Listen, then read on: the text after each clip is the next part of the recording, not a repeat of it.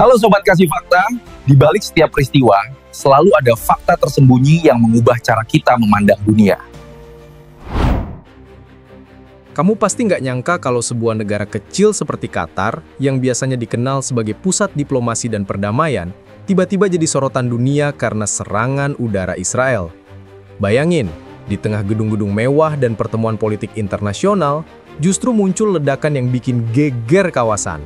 Pernah kepikiran nggak sih, gimana mungkin serangan semacam itu bisa menembus kedaulatan Qatar, sampai akhirnya mereka mendorong Dewan HAM PBB untuk menggelar debat mendesak?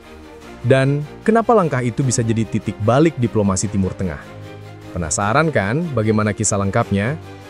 Tapi sebelum lanjut, jangan lupa klik like dan subscribe supaya kamu nggak ketinggalan fakta-fakta menarik lainnya.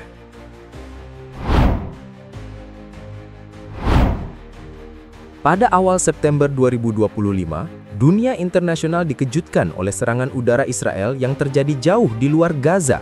Serangan itu tidak menyasar wilayah Palestina, melainkan ibu kota Qatar, Doha.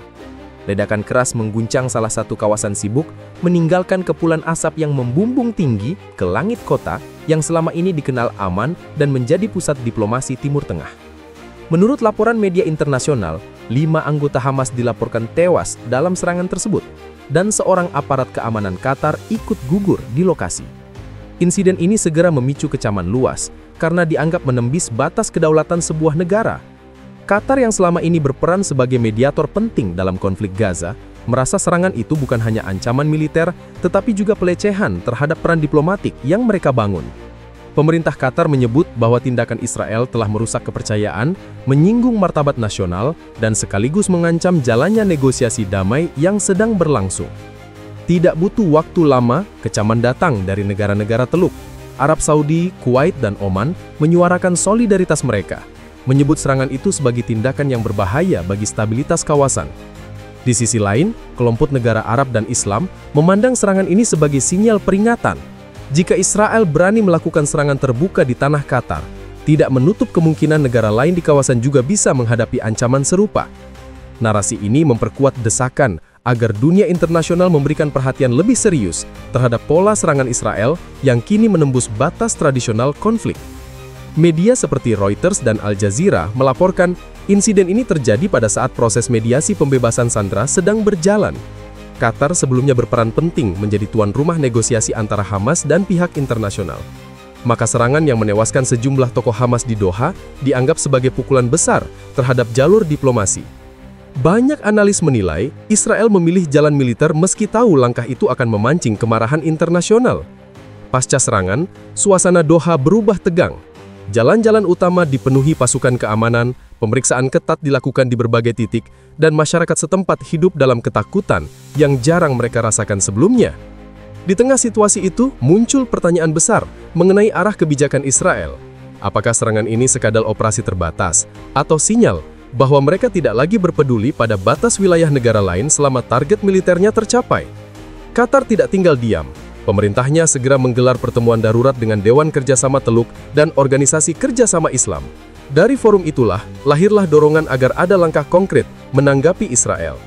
Bagi Qatar, serangan ini bukan hanya tragedi yang merenggut nyawa, tetapi juga ujian atas wibawa mereka sebagai negara berdaulat dan mediator. Wartawan internasional mencatat, gelombang kecaman juga datang dari negara-negara di luar Timur Tengah. Turki, Malaysia, dan bahkan beberapa anggota Uni Eropa menyebut tindakan Israel tidak dapat dibenarkan.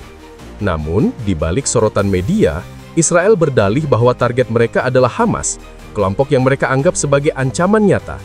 Israel menegaskan tidak berniat menyerang Qatar, melainkan hanya menindak jaringan militer Hamas yang dianggap menggunakan Doha sebagai tempat perlindungan. Di tengah hiruk-pikuk opini, narasi yang terbentuk semakin memanas. Qatar berdiri di hadapan dunia untuk menegaskan bahwa kedaulatan mereka dilanggar. Sementara Israel tetap mempertahankan alasan keamanan nasional sebagai pembenaran.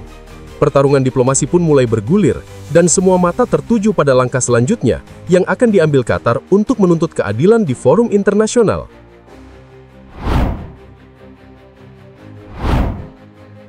Setelah serangan di Doha mengguncang kawasan, Qatar mengambil langkah diplomatik besar yang menjadi sorotan dunia. Pemerintah di Doha tidak hanya mengecam lewat pernyataan resmi, tetapi juga membawa kasus ini ke ranah internasional. Qatar mendorong Dewan Hak Asasi Manusia Perserikatan Bangsa-Bangsa di Jenewa untuk segera menggelar debat mendesak. Permintaan ini mendapat dukungan penuh dari Pakistan atas nama Organisasi Kerjasama Islam, serta dari Kuwait, mewakili Dewan Kerjasama Teluk. Keputusan untuk membawa kasus ke Dewan HAM bukanlah langkah kecil. Debat mendesak dikenal sebagai mekanisme yang jarang digunakan, biasanya dipakai hanya ketika ada peristiwa luar biasa yang dianggap mengancam hukum internasional dan nilai kemanusiaan.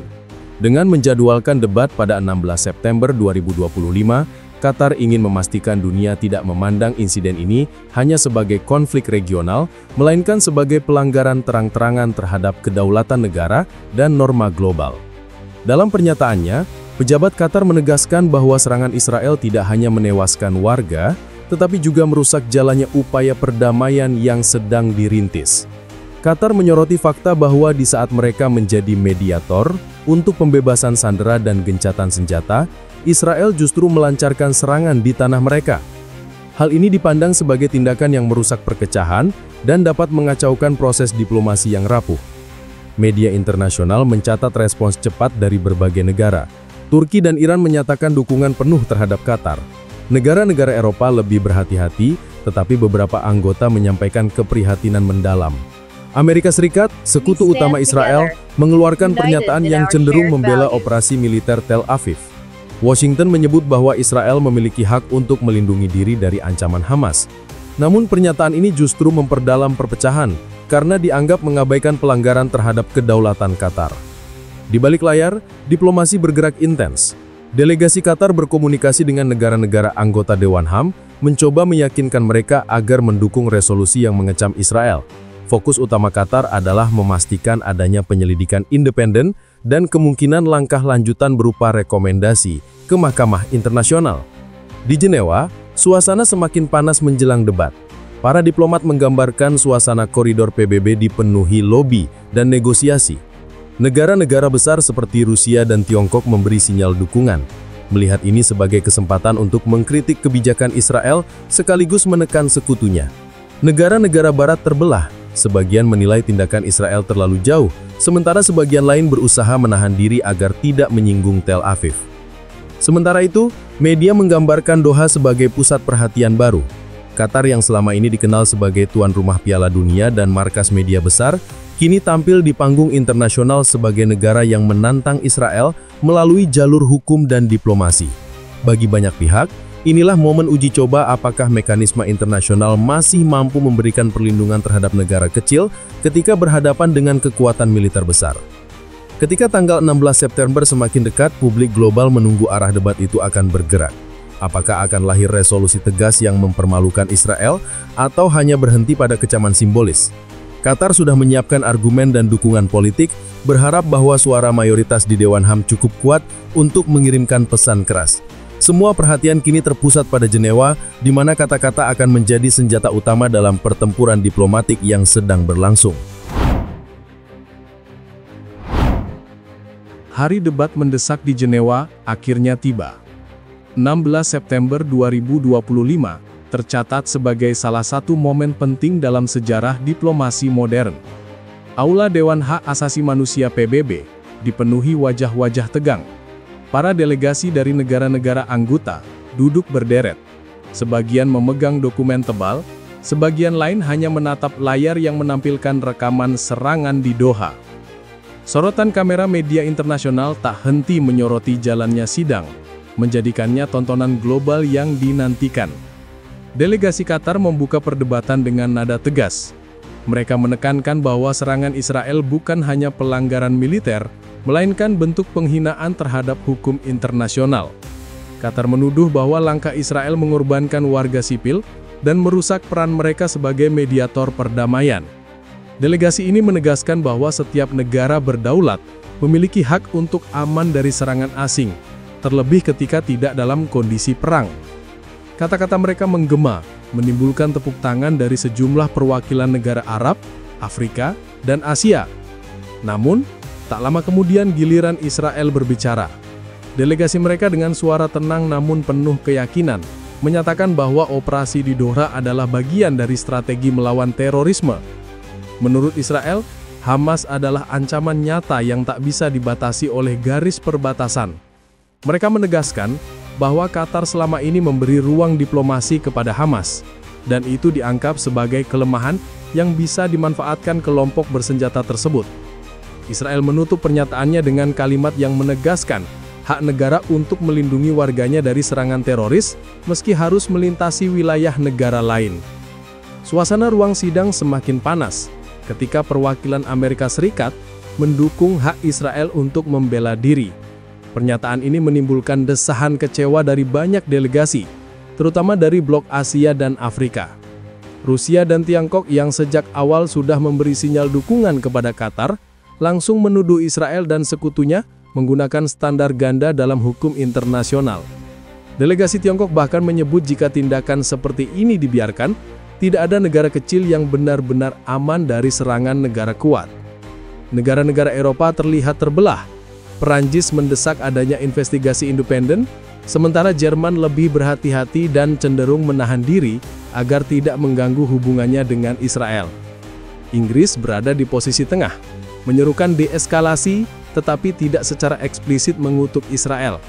Perpecahan sikap ini memperlihatkan betapa kompleksnya politik internasional ketika menyangkut konflik Timur Tengah. Di luar gedung PBB, ratusan demonstran berkumpul membawa poster dan bendera Palestina. Mereka meneriakkan slogan solidaritas untuk Qatar dan mengecam tindakan Israel. Liputan media menggambarkan suasana seperti ajang tarik-menarik antara diplomasi di dalam gedung dan tekanan massa di luar. Doha sendiri menyaksikan debat itu lewat layar televisi. Warga Qatar menahan napas, berharap suara dunia berpihak kepada mereka. Implikasi dari perdebatan ini jelas terasa. Negara-negara Teluk memperingatkan bahwa jika PBB gagal bersikap tegas, maka kepercayaan terhadap lembaga internasional akan terkikis. Organisasi Kerjasama Islam menegaskan bahwa mereka siap mengajukan langkah-langkah lanjutan, termasuk kemungkinan membawa kasus ke Mahkamah Internasional. Media menggambarkan hal ini sebagai ujian besar bagi legitimasi Dewan HAM. Kontroversi semakin meluas ketika laporan investigatif dari wartawan independen menunjukkan bahwa salah satu lokasi serangan di Doha dekat dengan fasilitas sipil. Rekaman video menampilkan bangunan apartemen yang rusak parah, dengan kaca pecah berserakan di jalanan dan warga sipil yang terluka. Gambar itu memperkuat argumen Qatar bahwa Israel telah bertindak sembrono.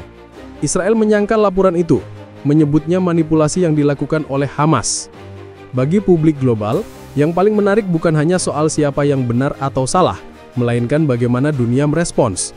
Setiap kata dalam perdebatan dianggap penting, karena bisa mempengaruhi arah politik kawasan. Apakah solidaritas Arab Islam cukup kuat untuk menghasilkan resolusi yang mengguncang Israel? Ataukah kekuatan veto dan pengaruh negara besar akan menahan langkah tersebut? Ketika jam sidang hampir berakhir, suasana ruang sidang terasa semakin tegang.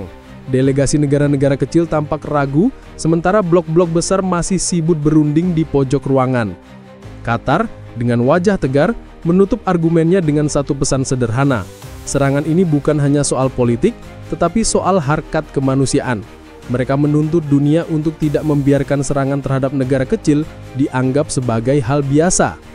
Publik ini menunggu hasil akhir dari debat ini.